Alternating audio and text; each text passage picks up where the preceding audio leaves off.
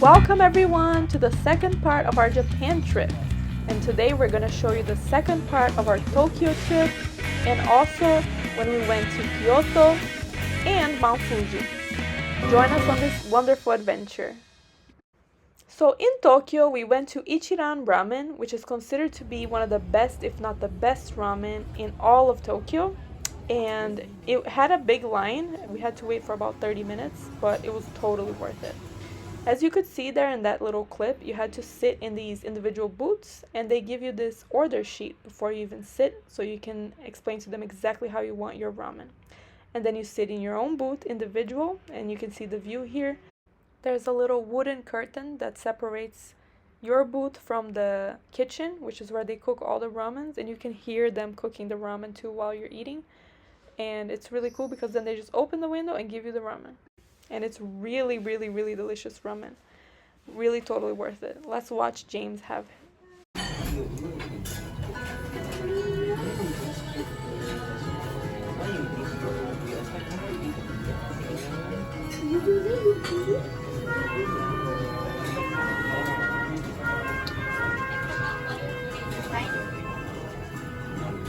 And as you can see, he loved it very much.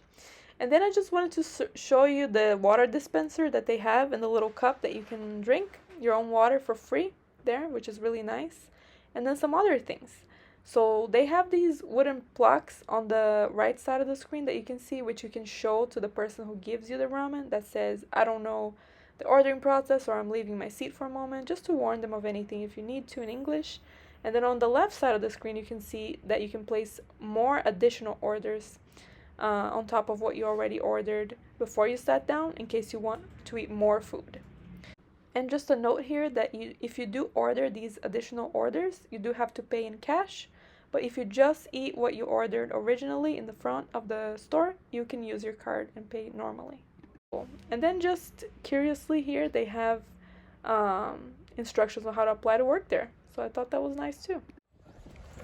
Then we hopped over to the Shinjuku Gyoen National Gardens of Japan, and it is just a breathtaking, wonderful, beautiful place. It was full of cherry blossoms, so I'll just leave you to the views here for a few minutes so that you can enjoy it. Hopefully a little bit like we did in person. Okay, enjoy.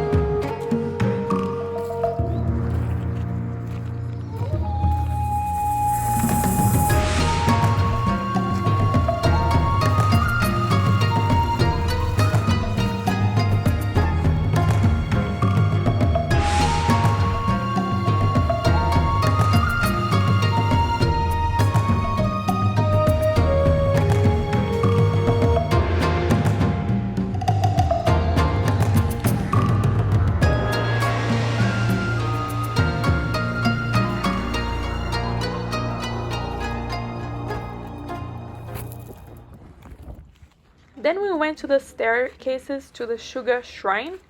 So this is a very famous shrine in itself in Tokyo. But the staircase is very famous for the anime fans out there because it is featured on the movie Your Name or Kimi no Noa, which is pretty much James's favorite movie ever, anime or not. So he was very happy to recreate that scene with me, which is a really, really important scene in the movie. With the two protagonists in that staircase. So it was really, really neat to be able to do that with James and fulfill that dream that he had for a long time. And then, I don't know if this was the same day or not, but we had pretty long days in Tokyo. But we did go to Harajuku, which is a neighborhood known for its fashion. As you can see, they have crazy outfits there. This is just some of the outfits that they have, some of the styles, because they also had a bunch of different styles, like anime styles and just everything you can imagine. It's amazing. But what I thought was really cool about this place too, that I didn't know, is that they also have amazing food, like street food. I was able to have those hard sugar strawberries there, and James was able to have this potato snack. I got some garlic potato rolls. They're delicious. I also had this delicious crepe here at this crepe sweet box store. They had a bunch of these around the streets over there, and I would recommend getting it because it's just delicious. Then we went to Kung Fu Tea.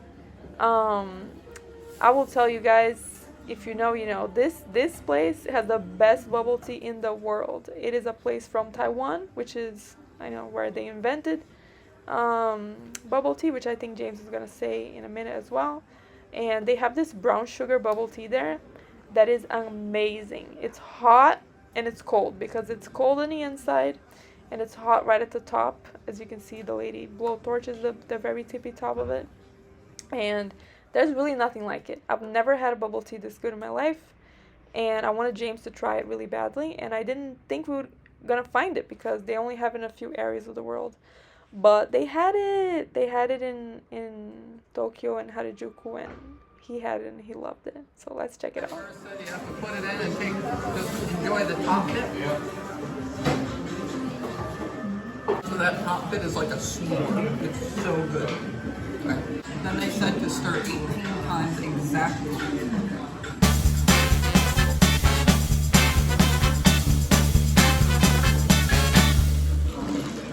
Then they said have the best time of your life.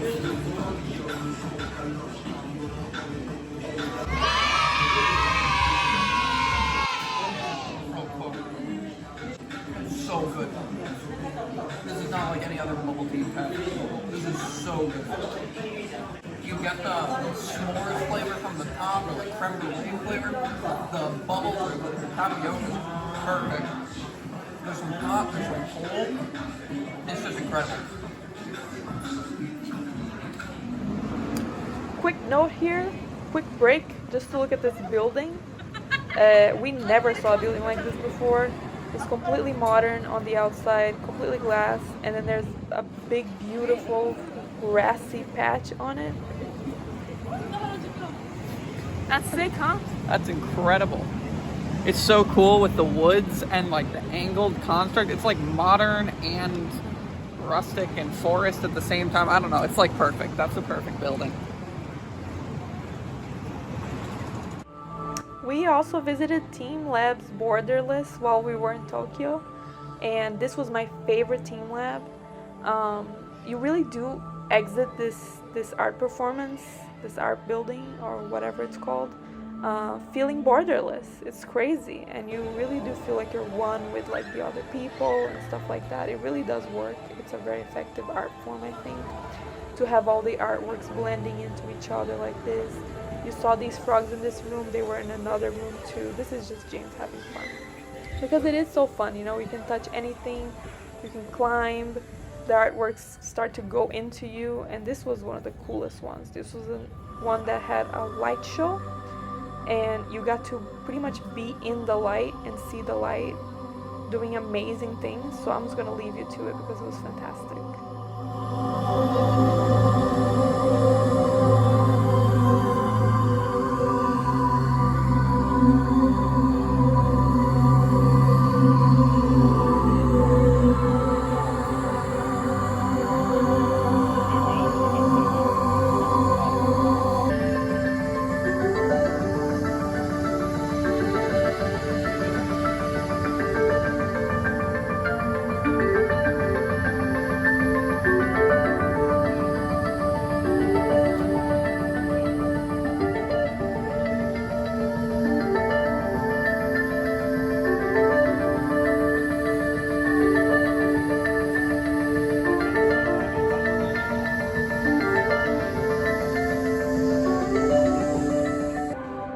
The whole reason why it is even called Borderless and why you feel borderless after you leave is because there are no guidances to how to move through this whole museum. You just go to any room you like. It feels like a maze. Sometimes you don't know where to go. And it just makes you feel like anything could happen, you know? The up is down, down is up. You see yourself in this mirror on the floor, and then all of a sudden the artwork that you saw in one room is floating to a different room. And it's mind-blowing, it's incredible. And James got to have some fun because he drew an octopus in a room, and then all of a sudden his octopus was projected on the wall alongside other people's drawings too. So, you know, you are also the creator of the art in this. So it's just so fun. I would just highly recommend you go there. It's just amazing. It's the best. And this is coming from me and James, and we are two people that don't usually like museums. And we just had a lot of fun there in the teamLab's Planets and Borderless. And apparently they opened one up in Miami too recently. So probably gonna check that out. Now check out the place we stayed at.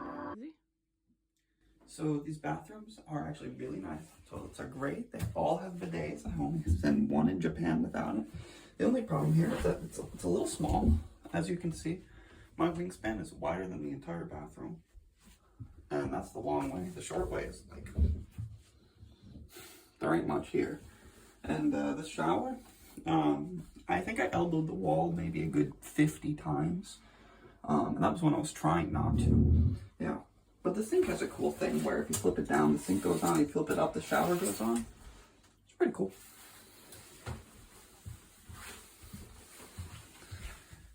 Then it was time to take the train and go to Mount Fuji, but not before having pastries, sweet treats.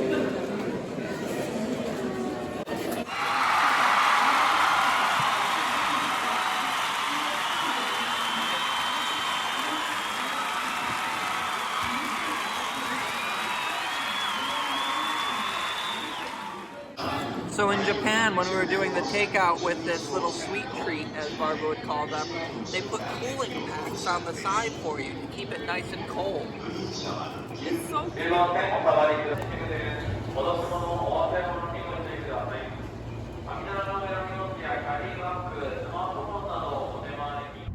So yeah, after my sweet treat, we finally took the bullet train and went on our way to Mount Fuji. We had to take several trains to get there because we didn't buy the tickets in advance, the direct tickets. So if you are planning to go to Mount Fuji from Tokyo, I would recommend booking in advance. But the bullet train section that we did, that we were able to go on, was really comfortable, really cool. Lots of leg room and just AC, everything perfect, very quiet, wonderful. And this is the actual bullet train that goes directly to Mount Fuji, but you do have to book that one in advance. So next time we'll do that. And this is, of course, our first look at Mount Fuji from the train. It was incredible when we first saw this. We were just sitting on the train, normal, and then all of a sudden this beautiful Mount Fuji showed up and we were just mind blown. It was amazing.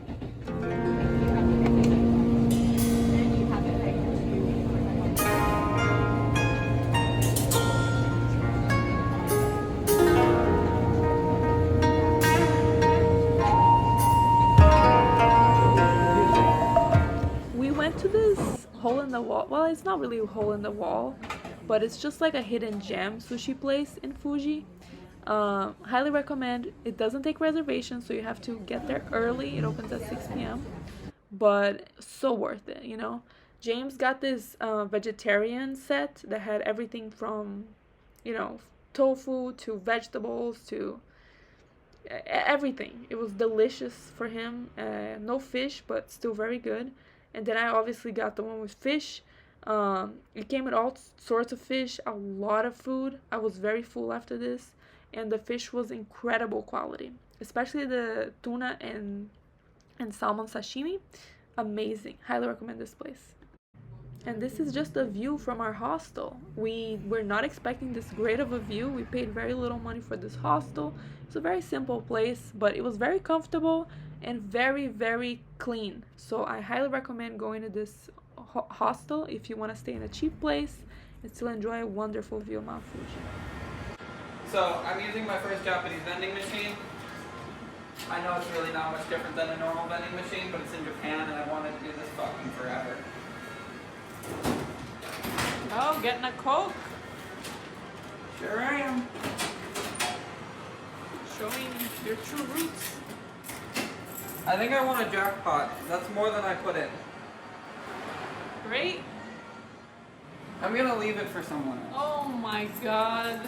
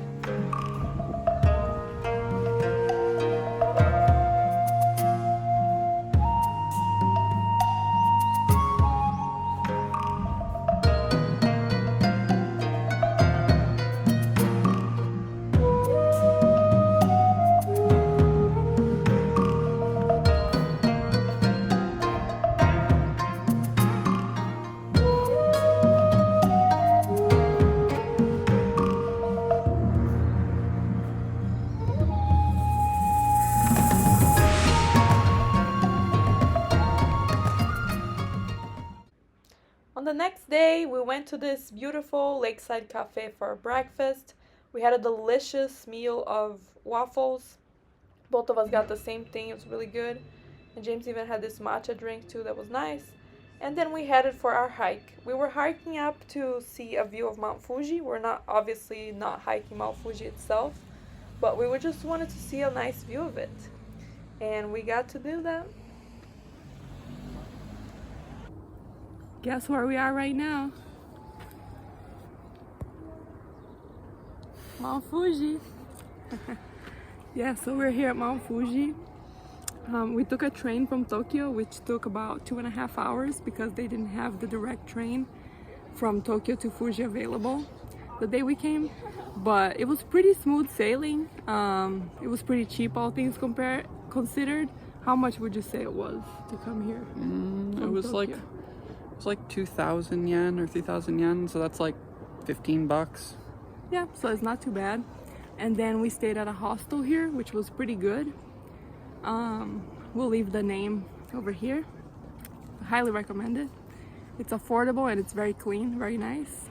And then today, the next day, we went on this beautiful hike up to this point of view here to see the Mount Fuji. And it's just gorgeous. I mean, everything around here is beautiful. There's cherry blossom trees, the architecture is beautiful. Everything is beautiful. So I would highly recommend coming here. I agree. Then guess what? We took another train. That's right. We went to Kyoto. It was not too far either. It was amazing. It was affordable. We stayed in a little hotel here that was really nice as well. And we got to see beautiful, beautiful temples here. People really go all out when they go to Kyoto, I feel, like especially Japanese people. They come in dressed in traditional Japanese clothing, and I think they want to take pictures with the temple, and I bet the pictures come out great, you know. So yeah, I would highly recommend visiting. They have many, many temples. You can find it easily on Google, like the top temples to go to. This was just one of them that we wanted to visit. It was in the middle of the woods. It was beautiful. Great views, and I think you have to pay just a little bit of money, like $1 or $2 to get in, but that's totally, you know, worth it. Then we also checked out the bamboo forest, which was a place that James always wanted to go to as well, and it was pretty nice. The vibes there were really cool. It was just very calm and peaceful. So, you know, if you want to relax, I would recommend going there. And then, dude, we went to this place, this Japanese spaghetti place, which was truly a hole in the wall, and it was the most amazing pasta. People really sleep on Japanese pasta. It's actually really, really good over there. So this pasta is actually as good as the pasta in Italy. I've never been able to say that about any other pasta I've had anywhere else in the world. It is actually as good as the pasta in Italy, and as good as some of the best pasta in Italy that I've had. It's incredible. It's just truly incredible. I only got to show you the end of it because I was so caught up in enjoying it that I forgot. And honestly, I don't feel bad about it. It was that good.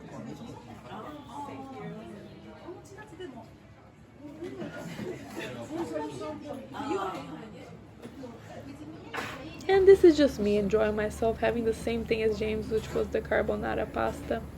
And we did come back. Sorry, I know we're in Japan, but it's just such an amazing spaghetti. Like, it was amazing.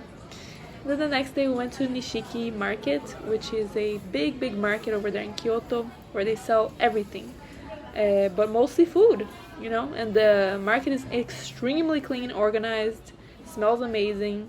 All the food is safe to eat, and we did eat there because it was incredible. It's not a tourist trap, you guys. It's actually a really good quality market with amazing food.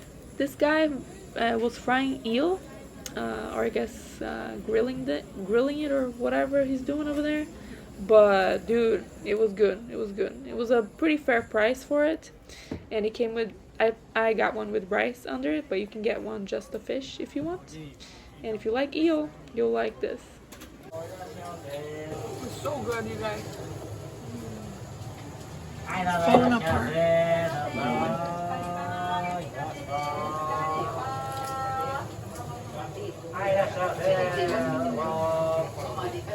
So good. We went to this market in the morning, and I would recommend you actually go in the morning, way before lunch, so it can be less crowded, because as it approached noon, it got pretty crowded. I got this fresh sushi there, and it was really good because it's right by the fish market. The fish market is in the same space, so it's as fresh as it gets. Incredible.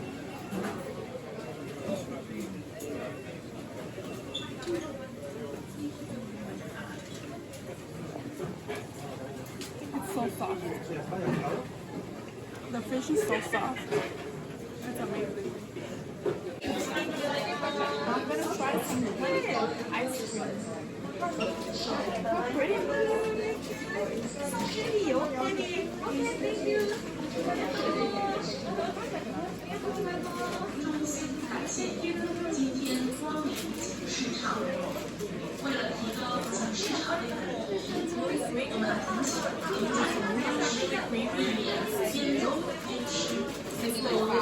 Ice cream and honey is a delicious combination.